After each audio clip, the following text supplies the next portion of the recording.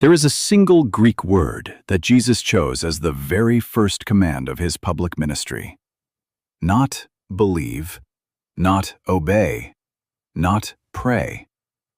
One word, and it has been systematically mistranslated for over 1,000 years. That mistranslation didn't just distort a word, it distorted an entire posture toward God. In the late 4th century, a scholar named Jerome produced the Latin Bible known as the Vulgate. When he reached the Greek word metanoia, he had options. He could have rendered it conversio, a turning, a change of direction. Instead, he chose ponitentiam agite, do penance, perform an act of sorrow. Almost overnight, a word about the interior transformation of a human mind became a word about external religious ritual. And the Western Church lived inside that translation for 1,000 years. Martin Luther understood this. When he nailed his 95 Theses to the door at Wittenberg in 1517, the very first thesis, not the 5th, not the 15th, the first, was a direct challenge to Jerome's rendering. Luther wrote, "Our Lord and Master Jesus Christ willed that the whole life of believers should be repentance. Not one act, not one ritual, a whole life." Metanoia is a compound word. Greek compound words are transparent. You can see exactly what they mean if you know the two parts. The prefix is meta. In Greek, meta carries the sense of movement, of transition, of something shifting position relative to something else. We use it in English constantly. Metabolism, a change in the body's chemistry. Metamorphosis, a physical transformation from one form to another entirely. The second part is nous, and this is the word most people have never stopped to consider. Nous in Greek means mind, not emotions, not feelings, not behavior. Mind, the faculty of perception, the organ by which a person processes and interprets reality. Aristotle called it the highest part of the human soul. The Stoics said it was the governing center of the person, the thing that determines what everything else does. Put them together, metanoia means a change of mind. More precisely, a transformation of perception, a fundamental shift in the way you see. That is a completely different category from feeling sorry. Now pair that with the Hebrew. Jesus and his disciples didn't think in Greek. They thought in Hebrew. And the Hebrew word the prophets used for the same concept is shuv. It appears over 1,000 times in the Old Testament, and it means one thing: to turn, to reverse direction. When God says through Joel, "Return to me with all your heart," the word is shuv. When the prophets say, "Turn from your wicked ways," the word is shuv. Shuv is not an emotional category. It is a directional category. You were going one way, now you go another. When the Septuagint, the Greek translation of the Hebrew scriptures that first-century Jews actually used, translated shuv into Greek, the word they reached for was metanoia. And that choice tells you something important. The Greek-speaking Jewish world understood that the turning the Hebrew prophets called for was fundamentally a turning of the mind. You cannot change direction without first changing what you believe about where you are going. And it is not feel guilty. It is not be sorry enough. It is change your mind, because something has arrived in the world that requires a completely new way of seeing. The Pharisees had one framework for understanding what God was doing. The Zealots had another. The average Galilean farmer had another still. None of those frameworks could account for what was actually happening. John the Baptist made this even sharper. Go back to Matthew 3. John is preaching in the wilderness, and his audience is not pagans who've never heard of God. It's the religious establishment. And John looked at them and said, "Your mind is wrong. Your entire framework for understanding what God is doing is broken. You can perform every correct behavior with a completely incorrect perception. And performance without transformation is exactly what metanoia is not." Matthew 27:3. Judas, after betraying Jesus, metamelethe. He was filled with remorse. He went back to the chief priests and threw the 30 pieces of silver onto the temple floor. He said, "I have sinned by betraying innocent blood." By every visible measure, Judas's sorrow was real. It was not casual. It was not shallow. It drove him to confession, to restitution, to an honest public admission. Now look at Peter. Peter also failed Jesus that night. He denied knowing him 3 times, with oaths, to a servant girl in the courtyard.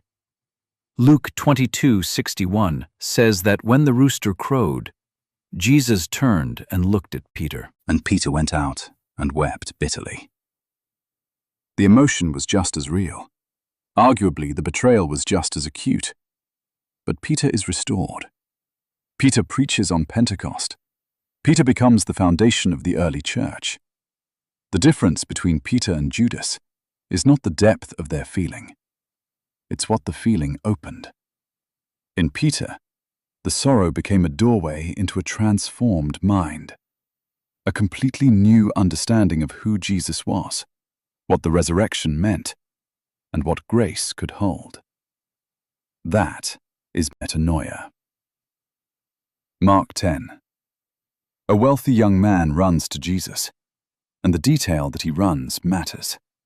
It tells you his desire is genuine.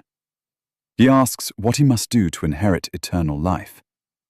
Jesus lists the commandments. The man says he has kept them all since his youth. And then, verse 21 says something that should stop you. Jesus, looking at him, loved him. But Jesus then says, "One thing you lack. Sell everything you have, give it to the poor, and come follow me." And the man's face falls, and he walks away grieved. Most readings of that story focus on the money. The money is not the point. The point is the framework. Everything about that man's identity, his security, his sense of being blessed by God, his understanding of his own standing, it was all organized around his wealth. What Jesus was asking for was not a charitable donation. He was asking for a complete reorganization of the man's inner world. A metanoia so total, it would require releasing the very architecture his life was built on. The man chose the old framework. 3 chapters later, in Luke 19, there is Zacchaeus, a chief tax collector in Jericho, which means he's not merely a sinner by his community's standards. He has enriched himself by collaborating with Roman occupation and skimming from his own people. He is wealthy, despised, and ceremonially unclean.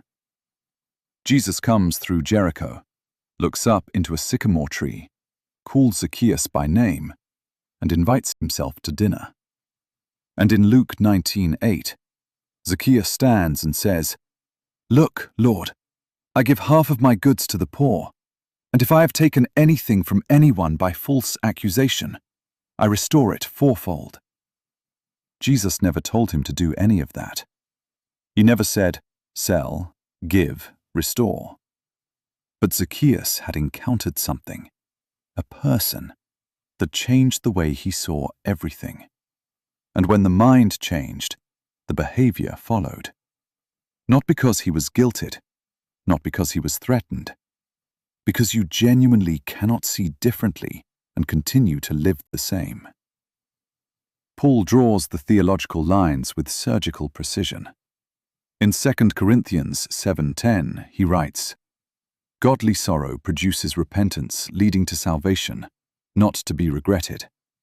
But the sorrow of the world produces death." Two kinds of grief. Worldly sorrow is grief over consequences, feeling bad because you got caught, because things went sideways, because you're suffering the results of your choices. Judas had that. Paul says it produces death. Godly sorrow is different. It's grief oriented toward reality as God sees it, toward the gap between who He is and where you've been living. And Paul says that kind of sorrow produces metanoia. The sorrow is not the repentance. The sorrow is the vehicle. The metanoia is the destination.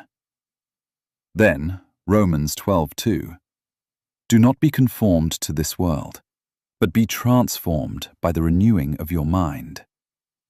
The Greek word for transformed there is metamorphou, the same root behind metamorphosis, and it is in the passive voice.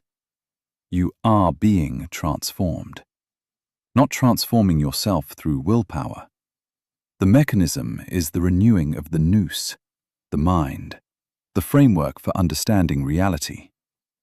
Paul is describing the ongoing life of metanoia, not a moment at an altar, a continuous process of the mind being realigned until what you see and what God sees begin to correspond. So here is what this means for you. If you've been carrying repentance as a performance, cry enough, feel bad enough, promise enough, and maybe God accepts it, you can set that down. That's not the word. That's Jerome's word, not Jesus's word. The invitation Jesus issued at the beginning of his ministry and sustained through every conversation, every healing, every meal with people the religious establishment had written off, it was never come and suffer. It was always come and see. See who I am. See what's arrived. See what's actually available. When that vision takes hold of a person, change follows. Not because they forced it, because you cannot genuinely see differently and live the same. And if you've been trying to change your behavior through willpower alone and failing, this may be exactly why. The target was never the behavior. The target was the mind. Every time you encounter a passage of Scripture that challenges the way you think about God's character, that is an invitation to metanoia. Every time you find yourself holding a belief that turns out to be smaller than what the text actually says, that is an invitation to metanoia. You are not failing every time your mind needs renewing. You are doing exactly what you were made to do. The word Jesus spoke on the first morning of his public ministry is available to you right now. Not feel bad enough, not try harder, not perform a sufficient act of contrition. Change how you see. That is metanoia. That is repentance. And it was an invitation from the very beginning. If this opened something up for you today, if repentance has been a weight you've been carrying and it just became something else entirely, share this with someone who needs to hear it. Subscribe so you don't miss what's coming next. Leave a comment, even one word, and pray for this work. God bless you.